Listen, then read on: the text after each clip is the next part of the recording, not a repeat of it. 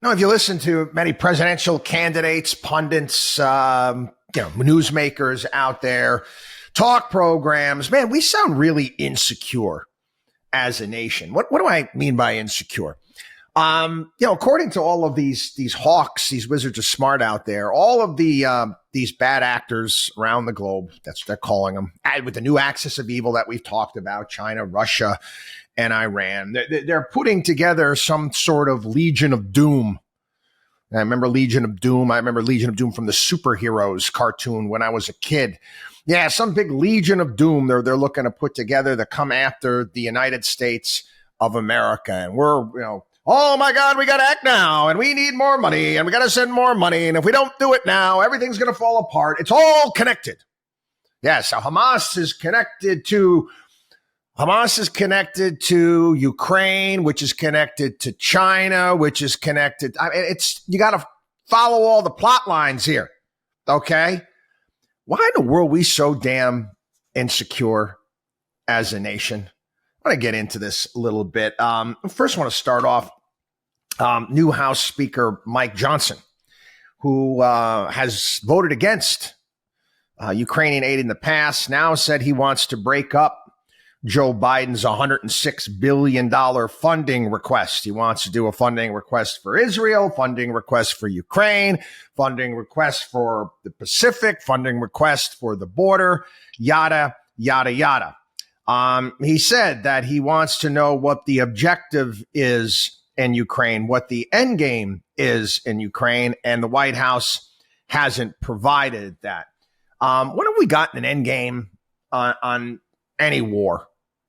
When was the last time we had an end game on any of these conflicts that we're in? Because there is no end. Okay, we got the war authorization post 9/11. That's still in effect, and we still got troops all over Africa, troops in Syria. We got them all over the place. I mean, what's the end game? Does anybody know? Because we never talk about it. What is the end game? I know.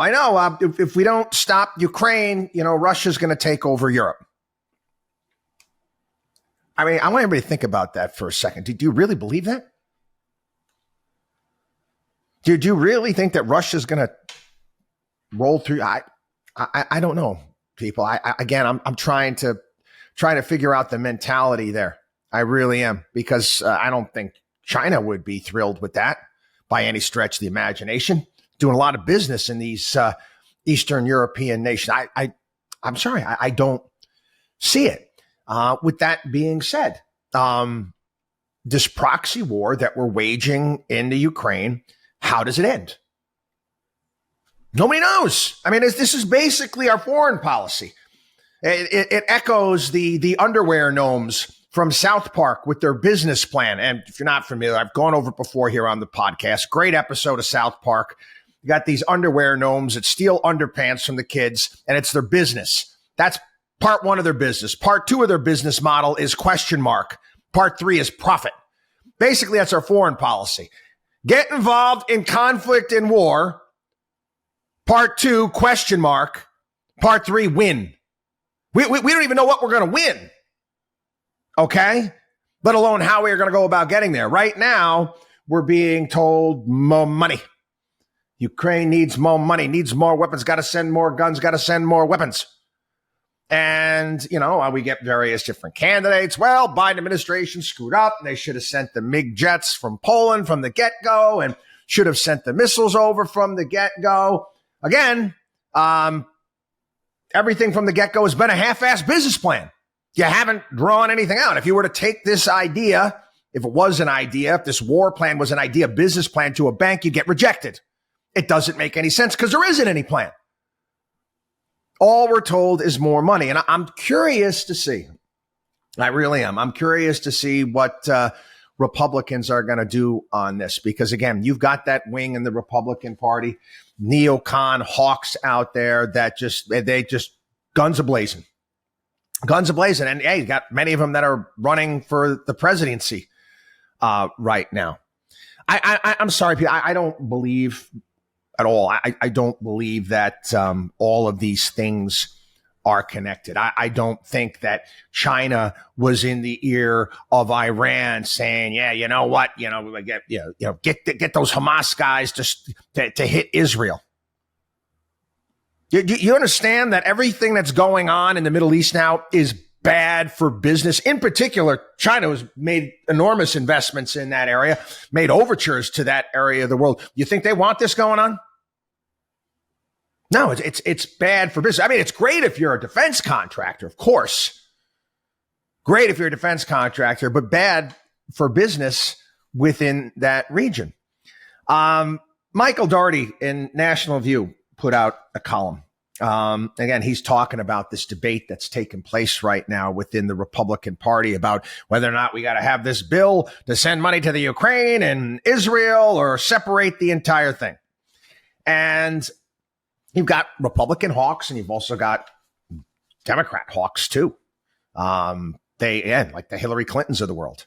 Yes, there's a decline. Hearing this all the time. You're hearing, democracy is on the wane. Yes, you got tyrannical governments are going to take over the world. Still, I'm not buying what you're selling. I'm not. I don't see that happening. It's a new world order. Remember we were being pitched that not long ago. They're going to come up with an alternative currency to the dollar. Yeah, China's going to get together and they're having this meeting and they're going to get South Africa and Argentina. I'm like, Argentina? You mean the country that's got like 200% inflation? The things that people come up with to scare people into wars is extraordinary, and people buy it hook, line, and sinker, which I don't seem to get because the government, along with their buddies in the media, have been lying to us for decades about conflicts, wars. Yeah, well, rah, rah. You're not American if you're not supporting it. Bill O'Reilly, yep, freedom fries. Damn those French people. They don't support the war in Iraq. Time and time again, we're lied to. So, yes, there's a supposed decline of democracy worldwide.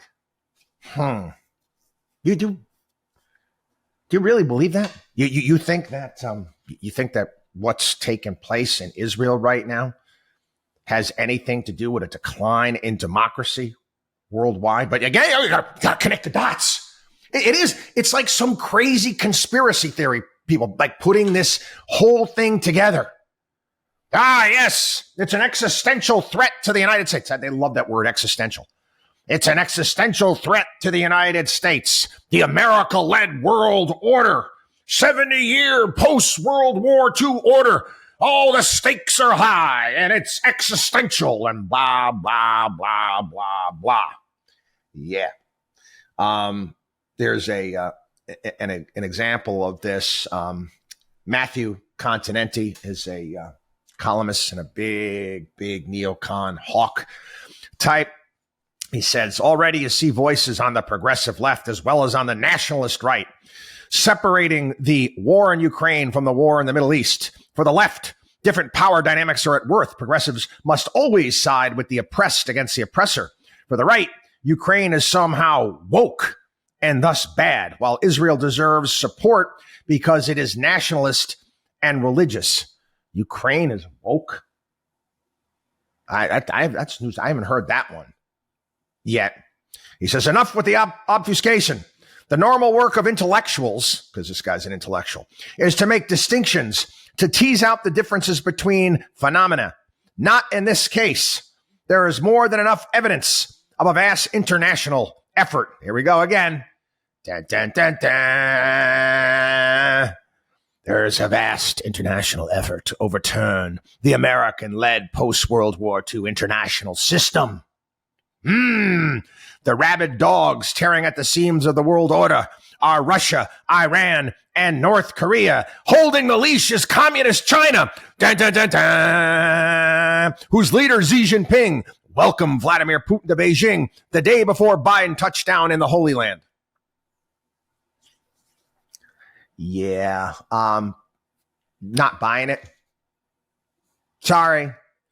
I'm not buying it. I for some reason, I just don't see nations around the globe looking to, I don't know, Russia, Iran and North Korea and saying, hey, that's a good model. We want to be like them.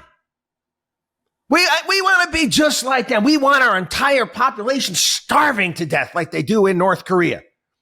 Yeah, we want to oppress our people like Iran. No, you think that they want to be that? I'm sure that they want, Russia's natural wealth, which is all of the resources that they have. And China?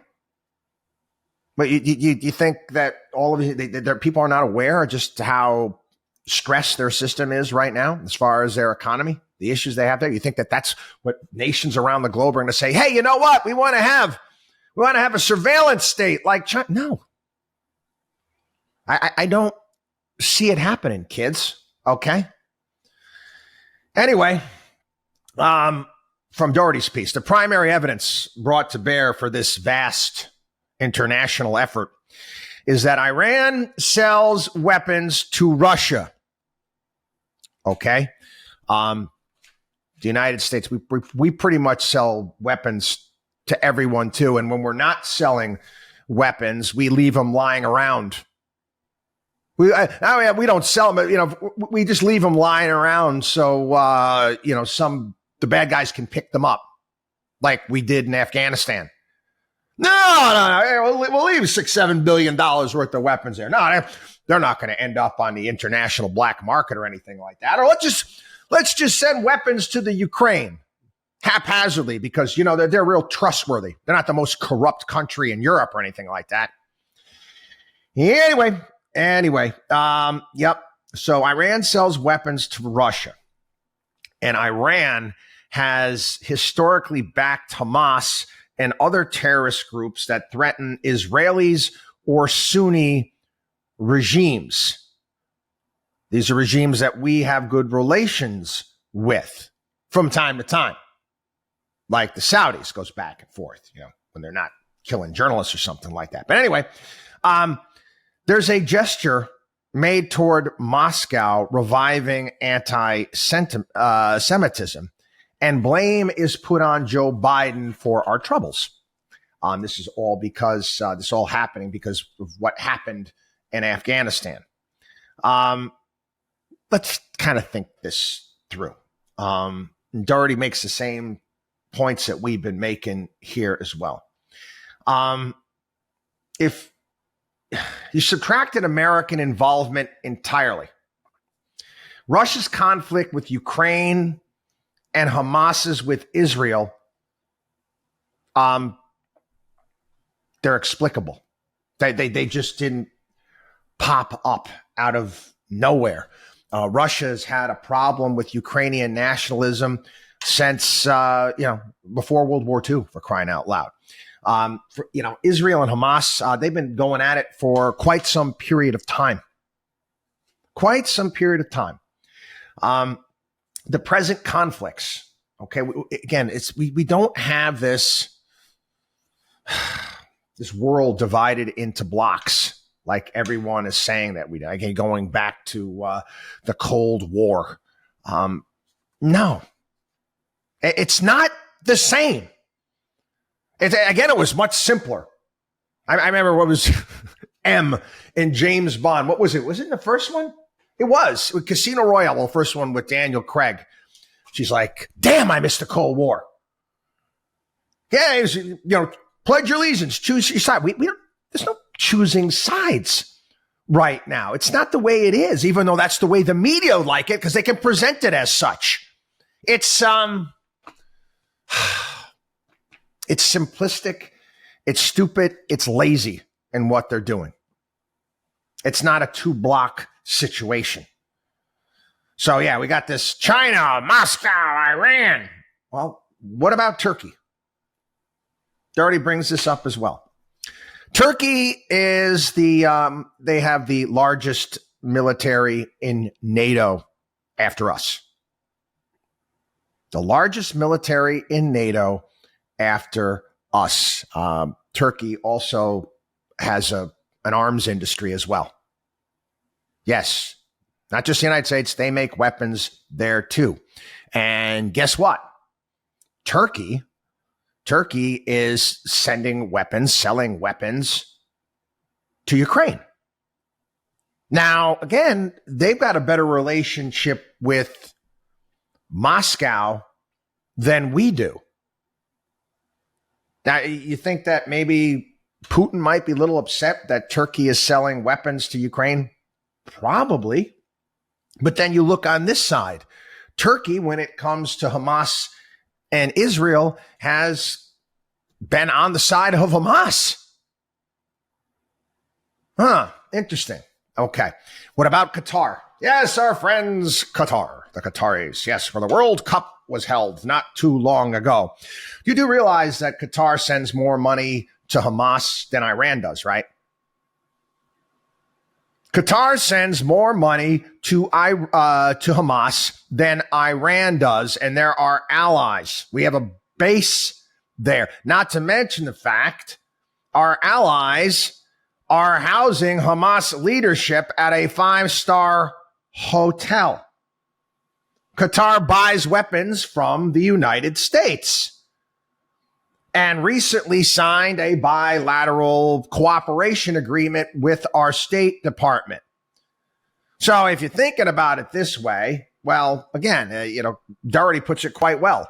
Qatar is basically an arsonist in this case. It's funding Hamas and a fireman, because what is Qatar doing right now? They're actually negotiating for hostages to be released. Is there some block or some pattern that you're seeing here where it's, pledge your allegiance, choose your side? Then there was this foreign policy expert, and you hear lots of people talk like this, from the Foundation for Defense of Democracies. Sounds tough. I see that. Foundation for Defense of Democracies. I think of Arthur there. Remember that when he was drunk? This is a very tough room. It's a very tough room. I don't have to tell you that. Yeah, okay. Another very tough sounding nonprofit think tank BS. And they're saying that right now, because they obviously believe in this pledge your allegiance, choose your side thing, that we should kick Turkey out of NATO and strip Qatar of its major non-NATO ally status. Can you explain to me what good would that do? Again, it's getting back to this theory out there that there's just two blocks, and you've got to pick your side one way or another. And again, it's going back to George W. Bush. Remember when he said that? You're either with us or against us. Well, you know what, George? People might disagree with you. Okay, I mean, I might disagree. My wife might disagree with me on some things, but that doesn't mean she's my enemy and she's against me. No, she just might have a different thought process than I have on that. United States, this is interesting too. Okay, we're getting this all the time. All the time. I can't tell all these China experts they have on everywhere. China's coming to invade. China's coming to take us over. Story. China's planes flew too close to our planes. Blah, blah, blah, blah, blah. Anyway, since the start of the war in Ukraine, China's making a lot of money. Yeah, so Russia's trade with China, Putin's trade with China is booming, so they say. Okay, exports to China from Russia rose 63% to 71.8 billion. Imports increased a little bit more modestly to 83.3 billion. Okay. Wow. Oh boy, they're buddies and, and they're meeting and they're doing business with one another. China. Yeah. You want to know who's doing business with China? We are. Okay, even with Trump's tariffs, even with the CHIPS Act, okay, let's put these numbers into perspective. We bought $562.9 billion worth of China's stuff. So, Putin is, trade with China, and Putin is bolstering the Chinese military. Not nearly as much as we are. They're not even in our ballpark. Niall Ferguson, actually, he coined a phrase. Basically, he's got a similar attitude I have when it comes to the United States and China. He calls it mutually assured financial destruction. Remember MAD from the Cold War? Mutual assured destruction. Mutually assured financial destruction. That's what's keeping us in China at arm's length. And that's why I'm saying it's actually a good thing to be doing business. Again, trying to look at the globe as that, it's an America's got to lead. America-led liberal world order. Get your line right up. What does that make us? My opinion, Doherty says inflexible, fragile, and paranoid.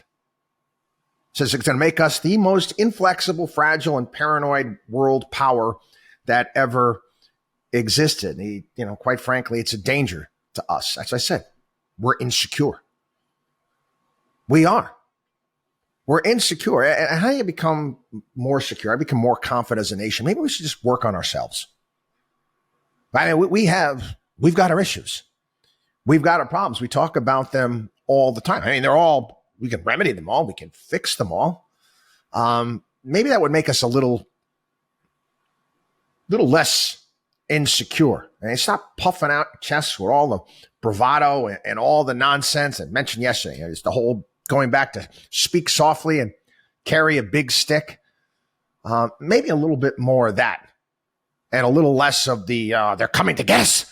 Oh my God, they're putting a block together. They're going to invade next week. Yeah. Not buying it. Not buying it. Again, Doherty finishes up his piece here. He says, for conservatives, the melodrama about the liberal world order leads to simple overcommitment and exhaustion, giving unearned opportunities for revisionist disruption. That disruption is likely to take advantage of our excesses of will if they lead to deficiencies of money and material. That's what we have now, right? And then they get the collective freak out in Washington, D.C. We need more money. Defense Department needs more money. We're woefully unprepared right now. Oh no! We can walk and chew gum. We can do this. We can print more dollars. It's people. Take a couple of steps back from the hysterics for all the paid for contributors on cable TV. Not to mention all of the ex-generals and military experts that are getting paid because they're on the board of directors of all of these defense contractors that are out there or working at their lobbying firms in Washington, D.C.